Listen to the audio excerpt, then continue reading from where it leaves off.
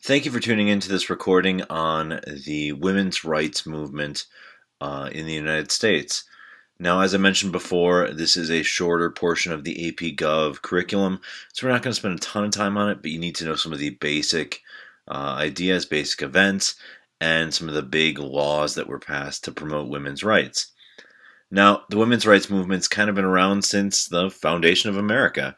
There have been women pushing for rights, pushing for the right to vote. Kind of the culminating event, of course, is the 19th Amendment. The idea that women were able to now vote, that they were able to get women's suffrage, essentially. And this had been pushed for a long time. Women had been arrested trying to vote.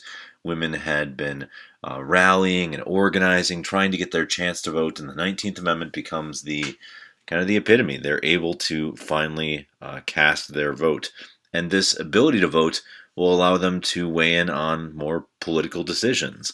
Like eventually, they'll be weighing in on pay and whether or not women should be getting paid just as much as men for doing the same line of work.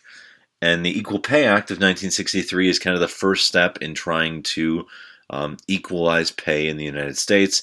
Basically, that you can't base a wage on race, gender, religion, or nationality. So trying to provide some sort of a level of equality when it comes to payment in the United States. Now, certainly pay hasn't equalized between men and women, but it's progressing in that way, starting with the Equal Pay Act. Now, also, we've had a series of court cases that at the heart of them are about women's rights and about women's privacy. Griswold versus Connecticut and the privacy cases that went after Griswold are really about women's right to choose things, to control their own body, to be able to have some freedoms in the American system.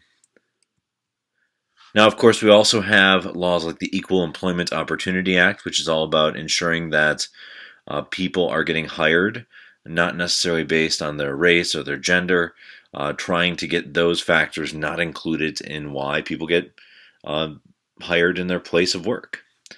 And lastly, kind of the big law that was proposed is an amendment. There was a proposed Equal Rights Amendment to the Constitution, which was very popular at first. It passed Congress very quickly.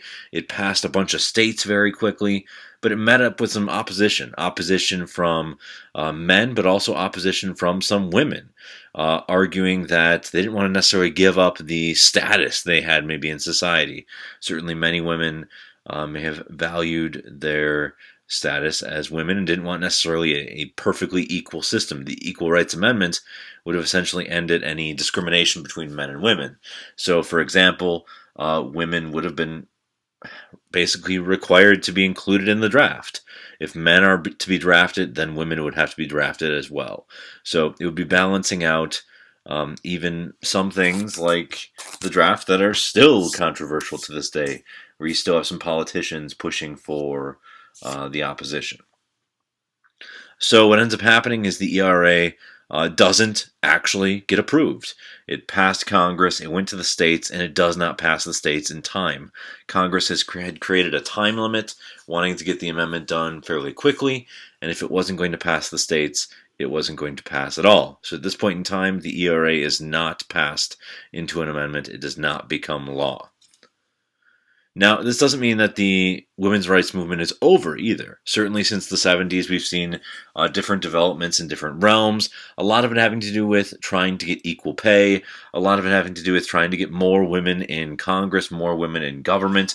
So we've seen a push for that. And certainly we've seen more in the past 2 years, where in the past 2 years we've had essentially rallies fighting for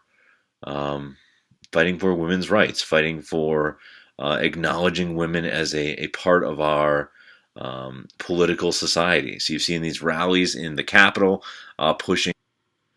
Now, of course, one of the most recent components of the women's rights movement is the discussion of sexual harassment and sexual assault, which you've all seen in the news media. We've seen it in pop culture as different celebrities have been called out as being involved with some form of sexual harassment or sexual assault.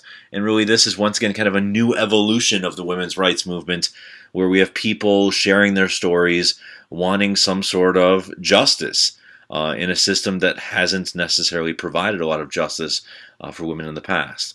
So trying to provide some sort of protection for those, women of the future, so that men and women will be treating each other with respect and treating each other fairly in society of the future. Now, beyond the women's rights movement, there are certainly other movements that are important to United States history, different civil rights groups that have pushed for their voices being heard.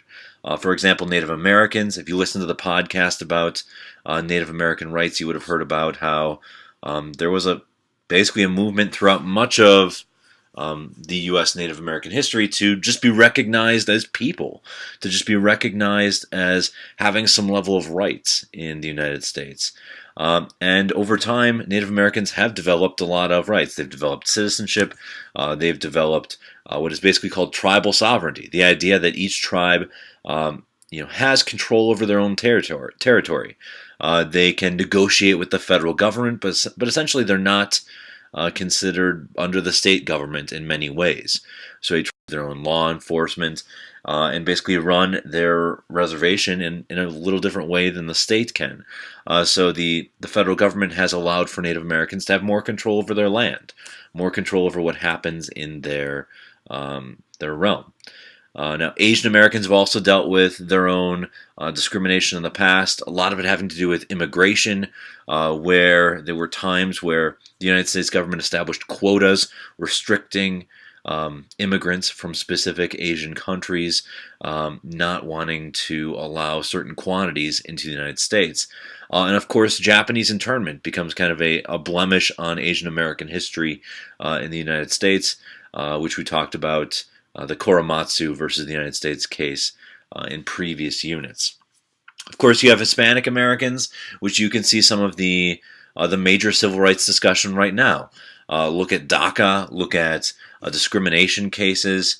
I still remember a couple years ago when Arizona had enacted a law that essentially allowed anyone to be stopped, and they would have to prove their citizenship, prove that they are a citizen of the United States.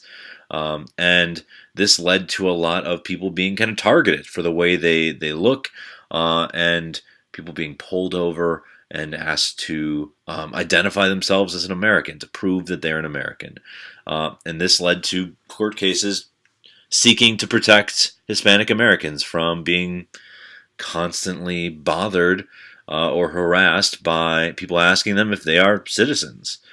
And of course, we've seen movements not just for Native Americans, Asian Americans, or Hispanic Americans. We've seen big changes in the LGBTQ community, where we've seen, of course, Obergefell v. Hodges. We've seen U.S. v. Windsor.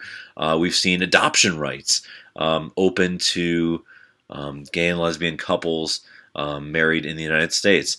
But there's still, issues to be settled. Issues about transgender bathrooms. Issues about people being hired, whether or not sexual orientation can be used to determine employment. And of course, we got the Masterpiece Cake Shop case, which could certainly change things as far as discrimination for same-sex couples in the United States.